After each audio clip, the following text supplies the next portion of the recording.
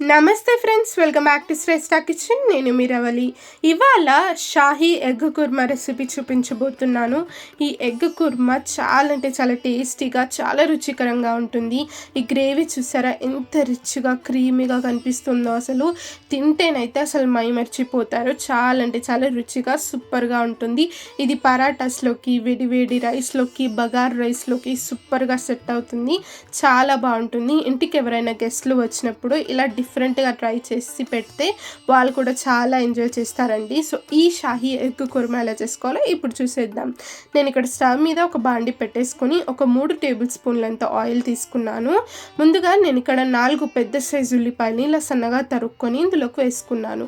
మనం బిర్యానీకి ఎలాగైతే ఫ్రైడ్ ఆనియన్స్ బ్రౌన్గా వేయించుకొని తీసుకుంటాం కదా, అలాగే ఈ కర్రీకి కూడా ఇలా వేయించుకొని తీసుకోవాలి.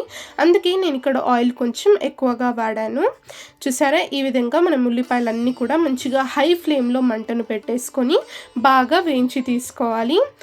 మంచిగా ఉల్లిపాయలన్నీ కూడా బాగా బ్రౌన్ కలర్లోకి వచ్చాక దీన్ని మనం సపరేట్గా ఒక ప్లేట్లోకి తీసుకొని పెట్టేసుకుందాం.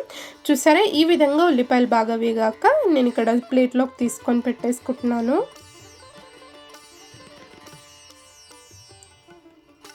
ఇప్పుడు నెక్స్ట్ ప్రాసెస్ చూసేద్దామండి. ఇక్కడ చూడండి, ఇలా ఆనియన్స్ కూడా మనకు రెడీ అయిపోయాయి కదా.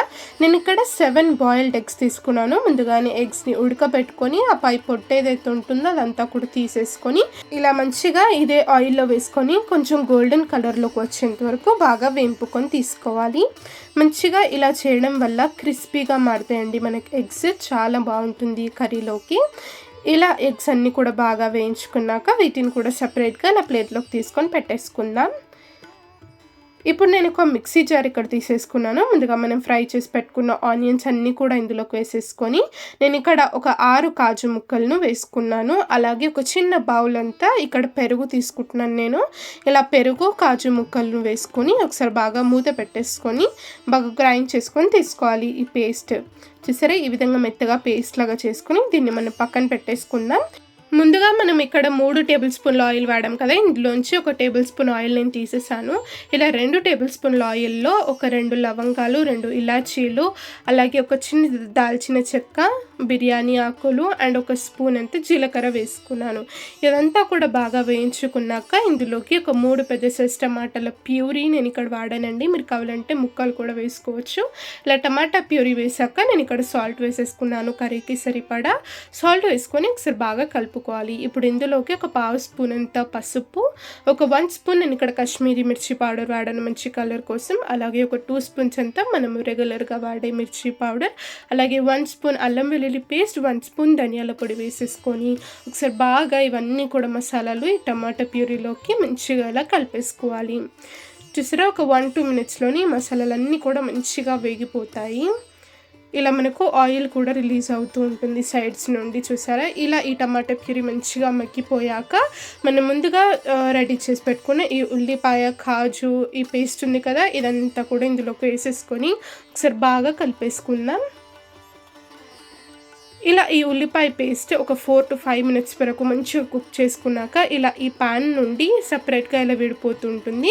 చూసారా, ఇలా మంచిగా మనకు ఈ ఉల్లిపాయ పేస్ట్ మగ్గాక మాత్రమే మనం ముందుగా ఫ్రై చేసి పెట్టుకున్న ఎగ్స్ అన్నీ కూడా ఇందులోకి వేసేసుకోవాలి. సైడ్స్ నుంచి ఆయిల్ కూడా రిలీజ్ అవుతూ ఉంటుందండి. ఇలా రిలీజ్ అయినప్పుడు మనము అర్థం చేసుకోవాలి మంచిగా ఈ మిశ్రమం అంతా కూడా మగ్గిపోయిందని. ఇలా ఎగ్స్ వేసేసుకున్నాక మనకు గ్రేవీకి సరిపడా వాటర్ ఇందులోకి వేసుకోవాలి. నేను ఇక్కడ హాట్ వాటర్ తీసుకున్నాను, ఈజీగా ఉడికిపోతుందని కర్రీ. ఇలా హాట్ వాటర్ తీసుకున్నాక ఒకసారి బాగా కలిపేసుకుందాం. ఇక్కడ మూత పెట్టేసుకొని ఒక 4-5 మినిట్స్ పాటు ఈ గ్రేవీని అంతా కూడా బాగా ఉడికించి తీసుకోవాలి. చూసారా, మనకి గ్రేవీ అంతా కూడా ఇలా చిక్కబడుతుంది, దగ్గర పడుతుంది. ఇలా గ్రేవీ రెడీ అయిపోయాక మనము ఇందులోకి ఒక 1 స్పూన్ అంత గరం మసాలా, అలాగే సన్నగా తరిగి పెట్టుకున్న కొత్తిమీర, అలాగే నేను ఇక్కడ ఫైనల్గా కొంచెం కసూరి మేతి వేస్తున్నాను. కసూరి మేతి వేయడం వల్ల మంచి అరోమా చాలా బాగుంటుందండి. ఆ ఫ్లేవర్ అనేది సూపర్గా ఉంటుంది, తప్పకుండా వేయండి. ఇలా ఇవన్నీ కూడా వేసుకున్నాక ఒకసారి బాగా కలిపేసుకుని స్టవ్ ఆఫ్ చేసేసుకున్నాను నేను ఇక్కడ. చూసారా ఎంత టేస్టీగా, రిచ్‌గా, క్రీమీగా మనకి షాహీ కుర్మా రెడీ అయిపోతుంది. అది కూడా రెస్టారెంట్ స్టైల్‌లో. ఇంట్లోనే ఇలా ఈజీగా ప్రిపేర్ చేసి పెట్టొచ్చు. ఎప్పుడులాగా ఎగ్ కర్రీ కాకుండా ఇలా డిఫరెంట్‌గా ట్రై చేయండి. ఈ వీడియో నచ్చినట్లయితే తప్పకుండా వీడియోని లైక్ చేయండి. మన ఛానల్‌ని సబ్స్క్రైబ్ చేసుకొని పక్కనే ఉన్న బెల్ ఐకాన్‌ని కూడా ప్రెస్ చేయండి. Thank you for watching.